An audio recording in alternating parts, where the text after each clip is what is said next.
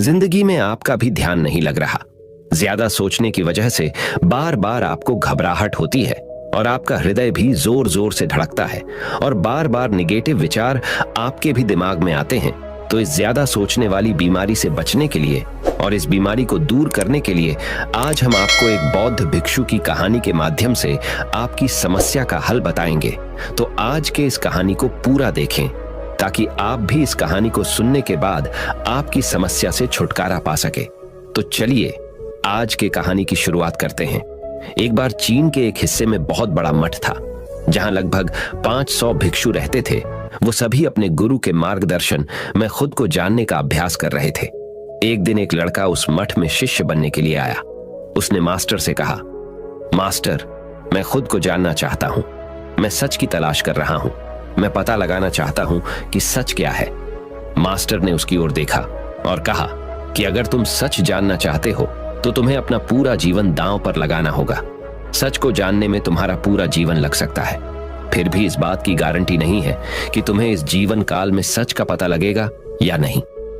क्या तुम इसके लिए तैयार हो? शिष्य ने कहा। मास्टर, मैं यहां पीछे मुड़ने के लिए नहीं आया हूं। मैं इसके लिए तैयार हूं। गुरु ने कहा, अगर ऐसा है तुम एक काम करो। इस मठ में 500 भिक्षु है। तुम उनके लिए चावल कूटने का काम करो। बस सुबह से शाम तक चावल कूटने का ही काम करो और जब तुम थक जाओ तो सोने चले जाओ। फिर अगली सुबह उठकर चावल को कूटना शुरू कर दो। इसके अलावा कुछ और मत करना। किसी और चीज के बारे में मत सोचना।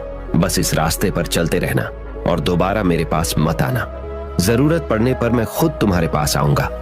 उस लड़के ने गुरु के आदेश का पालन करते हुए चावल कूटना शुरू कर दिया। उस मठ में 500 शिष्य थे। उन सभी को समय समय पर भोजन की आवश्यकता पड़ती थी, इसीलिए वह बहुत जल्दी उठ जाता था और रात को देर तक चावल कूटता रहता था। जब वह थक जाता तो उसी कमरे में सो जाता था जहां वो चावल कूटता था। वो किसी से बात नहीं करता था और ना ही कोई उससे बात करने के लिए उसके पास आता था। कुछ महीनों तक चावल कूटते हुए उसके मन में पुराने विचार आते रहे, लेकिन उन विचारों को कोई नया विषय नहीं मिला तो वह अपने आप ही मिट गए। धीरे धीरे उसके मन में विचार कम होने लगे। कुछ सालों के बाद तो वो अपना नाम तक ही भूल गया। वह हमेशा चुप रहता और विचारहीन अवस्था में बस चावल कूटता रहता। उसने ना तो कभी ध्यान किया था और ना कभी शास्त्र पढ़ा था। मठ के बाकी शिष्य उसे मूर्ख समझते थे। ऐसा करते हुए 12 साल बीत गए। 12 साल बाद एक दिन मास्टर ने घोषणा की, अब मेरा आखिरी समय आ रहा है और मुझे अपना उत्तराधिकारी चुनना है जो मेरे बाद मठ का मुखिया होगा। इसीलिए मेरा कोई भी शिष्य है जिससे लगता है कि उसे आत्म साक्षात्कार हो गया है और उसे खुद को जान लिया है, तो रात को मेरे दरवाजे के पास आकर इस दीवार पर कुछ पंक्तियां लिखें जिसमें उसकी जिंदगी का सारा अनुभव समाया हो। कई शिष्यों ने ऐसा करने के बारे में सोचा, पर मठ के प्रमुख शिष्यों में से एक ने वहां जाकर कुछ पंक्तियां लिखी। उसे बौद्ध धर्म ग्रंथों का बहुत ज्ञान था। सभी शिष्यों को लगता था कि वो इस मठ का उत्तराधिकारी बन सकता है। उसने लिखा था कि मन एक दर्पण की तरह है जिस पर विचारों और इच्छाओं की धूल जमा हो जाती है। इस धूल को हटाने के लिए ही ध्यान है। जिसकी धूल हट जाती है और मन का दर्पण साफ हो जाता है, वो मोक्ष को प्राप्त कर लेता है। अगली सुबह जब मास्टर उठे और उन्होंने इन पंक्तियों को देखा और उन्होंने कहा कि किस बेवकूफ ने यह सब कचरा मेरी दीवार पर लिखा है। वो शिष्य जिसने यह लिखा था वो चुप रहा। हालांकि उसने जो पंक्तियां लिखी थीं वो ज्ञान से भरी थीं, लेकिन यह सब किताबी ज्ञान था। वो शिष्य बहुत चालाक था। उसने पंक्तियां लिखी पर उसने नीचे अपने हस्ताक्षर नहीं किए, क्योंकि वो स्वयं इसके बारे में निश्चित नहीं था कि ये सही है या नहीं, क्योंकि उसे आत्म साक्षात्कार नहीं हुआ था। गुरु ने पंक्तियों को पूरी तरह से खारिज कर दिया। ये देखकर सभी हैरान रह गए। ये घटना पूरे मठ में चर्चा का विषय बन गई। इस विषय पर बात करते हुए 2 शिष्य उस शिष्य के पास से गुजरे जो 12 साल पहले यहां आया था और दिन रात चावल कूटता रहता था। दोनों की चर्चा सुनकर वह धीरे से हंस पड़ा। दोनों शिष्य ने उसे पूछा कि तुम क्यों हंस रहे हो? दोनों शिष्य की नजर में यह चावल कूटने वाला तुच्छ ही भिक्षु था। किसी ने उसे ना तो कभी ध्यान करते हुए देखा था, ना ही कभी शास्त्र पढ़ते हुए। हर कोई उसे मूर्ख समझता था जो बस चावल को ही जानता था। उस मठ में बहुत बड़े बड़े विद्वान थे, लेकिन उस चावल कूटने वाले को किसी से कोई मतलब नहीं था। इसीलिए वह दोनों शिष्य उसे मुस्कुराता हुआ देखकर चकित रह गए। उन्होंने फिर उससे पूछा कि तुम क्यों हंस रहे हो। उसने जवाब दिया, मैं इसीलिए हंसा कि मास्टर सही बोल रहे हैं, ये सब पंक्तियां कचरा है, इन पंक्तियों का कोई मूल्य नहीं है। वो दोनों शिष्य चौंक गए। उन्होंने उसे पूछा कि क्या तुम ऐसी पंक्तियां लिख सकते हो जो इससे भी बेहतर हो।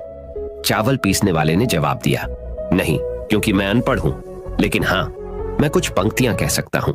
अगर तुमने उन पंक्तियों को तुम लिख सकते हो तो मैं तुम्हारे साथ जाने के लिए तैयार हूं। उन दोनों शिष्यों ने कहा, ठीक है। वे मास्टर के कमरे के पास गए और चावल कूटने वाले ने कुछ पंक्तियां बोली और दूसरे शिष्य ने उस दीवार पर लिख दिया और उन पंक्तियों के नीचे लिख दिया कि चावल कूटने वाला। उन्हें लगा कि मास्टर इस पर भी गुस्सा करेंगे।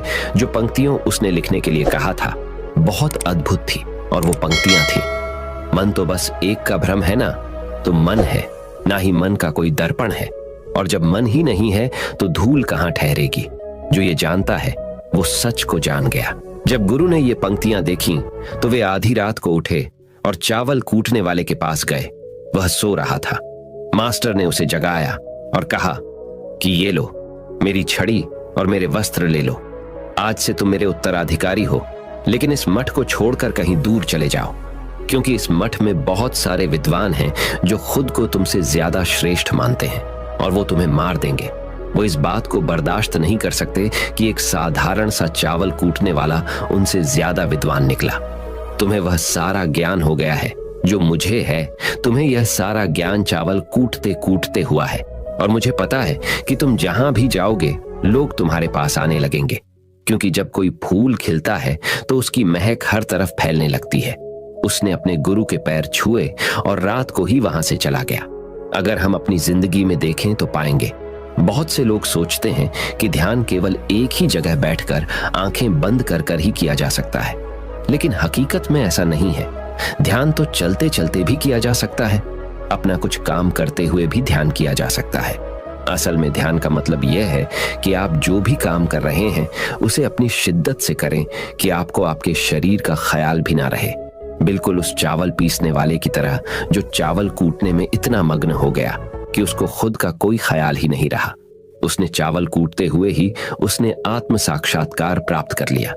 हर समय वर्तमान में रहना और कुछ नहीं सोचना। मन तब तक ही है जब तक विचार है। जब विचार ही नहीं रहेंगे तो मन भी गायब हो जाएगा।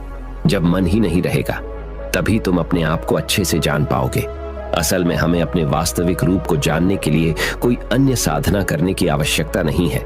हम जो कुछ भी कर रहे हैं बस उसमें हमें पूरी तरह से खो जाने की जरूरत है।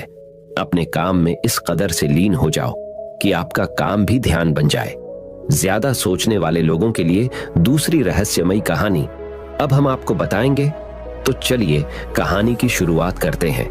एक गांव में एक आदमी रहता था जो ताले तोड़ने के मामले में एक्सपर्ट था, यानी कि जहां कहीं भी ताले तोड़ने की बात आती थी या लॉक को खोलने की बात आती थी तो उसका नाम सबसे पहले लिया जाता था।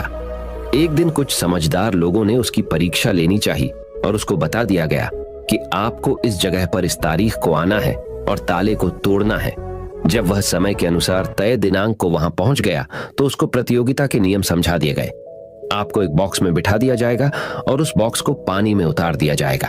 आपको ताला खोलकर बाहर आना होगा। इस बीच आपको लगता है कि लॉक आपसे नहीं खुल पाएगा तो आप इमरजेंसी बटन को दबा सकते हैं और ऊपर आ सकते हैं, लेकिन आप प्रतियोगिता में हार जाएंगे। उसने सभी नियमों की हां कर दी और पानी में चला गया। जैसे ही वह पानी में पहुंचा तो उसने जेब में से एक तार निकाला और लॉक को खोलने की कोशिश करने लगा। 4 से 5 बार कोशिश करने के बाद वह बार बार विफल हो रहा था, लेकिन उससे लॉक नहीं खुल रहा था। अब ज्यादा समय तक पानी में रहना उसके लिए और भी मुश्किल था, क्योंकि सांस रोकना आसान नहीं था। फाइनली उसने अपना पूरा दिमाग लगाया और एक बार अंतिम प्रयास किया। वह विफल हुआ और उसने इमरजेंसी बटन दबा दिया। धीरे धीरे ऊपर आने लगा। पानी के ऊपर आए बॉक्स को बाहर निकाला गया और हल्का सा धक्का देकर खोला गया। वह अचंभित हो गया कि एक बार भी मेरे दिमाग में यह ख्याल क्यों नहीं आया कि मैं इसको धक्का देकर खोलूं। हो सकता है कि ये लॉक ही ना हो। तो यही होता है, जब हम भी बहुत ज्यादा सोचते हैं तो इसका खामियाजा हमें भुगतना पड़ता है। कभी कभी ना सोचने से भी जवाब मिल जाता है। इसलिए किसी ने कहा है कि जो कुछ नहीं करते वह कमाल करते हैं। जी हाँ दोस्तों, यह बात बिल्कुल सही है। कभी कभी दिमाग को जब हम शांत रखते हैं और ठंडे दिमाग से सोचने की कोशिश करते हैं तो हमें बेहतर समाधान मिल जाता है। अब हम आपको बताएंगे कि ज्यादा सोचने की यह बीमारी के मुख्य कारण क्या है, जिससे आपको ज्यादा सोचने की बीमारी हो जाती है। अत्यधिक सोच के कुछ मुख्य कारण। पहला कारण, वर्तमान से ज्यादा भूतकाल या भविष्य के बारे में ज्यादा चिंता करना। आप जो काम अभी कर रहे हैं उससे ध्यान हटाकर अपना ध्यान बीते हुए समय या आने वाले समय पर लगाएंगे तो आप ओवर थिंकिंग के शिकार होते जाएंगे। दूसरा कारण, काम का ज्यादा तनाव होना। जब वर्कलोड ज्यादा होता है तो दिमाग भी तेजी से चलने लगता और यह तनाव का रूप ले लेता है और दिमाग में वो विचार भी आने लगते हैं तो काम से संबंधी नहीं है और लोग ओवर थिंकिंग के शिकार हो जाते हैं। तीसरा कारण, डर का बना रहना। जब व्यक्ति के अंदर डर होता है, जैसे नौकरी छूट जाने का डर, प्रमोशन न होने का डर, काम में असफल हो जाने का डर, पैसे न मिलने या डूब जाने का डर, व्यक्ति इस डर को लेकर कल्पना करता रहता है। भले ही ऐसा न होने वाला हो, लेकिन धीरे धीरे यह डर उसे जरूरत से ज्यादा सोचने पर मजबूर कर देता है। चौथा कारण, कॉन्फिडेंस की कमी। जब व्यक्ति में किसी काम को करने के प्रति उलझन बनी रहती है तो कॉन्फिडेंस कम होता जाता है, जिसके चलते नकारात्मक विचार दिमाग को घेरना शुरू कर देते हैं और व्यक्ति ज्यादा सोचना और चिंता करना शुरू कर देता है। पांचवा कारण, चीजों के बारे में सकारात्मक से ज्यादा नकारात्मक विचार। जब व्यक्ति छोटी छोटी बातों के नकारात्मक पहलू के बारे में ज्यादा सोचना शुरू कर देता है तो धीरे धीरे व्यक्ति ओवर थिंकिंग का शिकार होता जाता है। क्या ओवर थिंकिंग यानी अत्यधिक सोच से छुटकारा पाया जा सकता है? तो इसका जवाब है जी बिल्कुल। ओवर थिंकिंग यानी अत्यधिक सोच से छुटकारा पाया जा सकता है, हालांकि थोड़ा समय लग सकता है, लेकिन यदि आप नीचे दिए स्टेप्स को फॉलो करते हैं तो आप ओवर थिंकिंग की प्रॉब्लम से यकीनन छुटकारा पा सकते हैं। तो आइए जानते हैं कि ओवर थिंकिंग की समस्या से छुटकारा कैसे पाएं। ओवर थिंकिंग यानी अत्यधिक सोच से छुटकारा पाने के उपाय। ये सब जानते हैं कि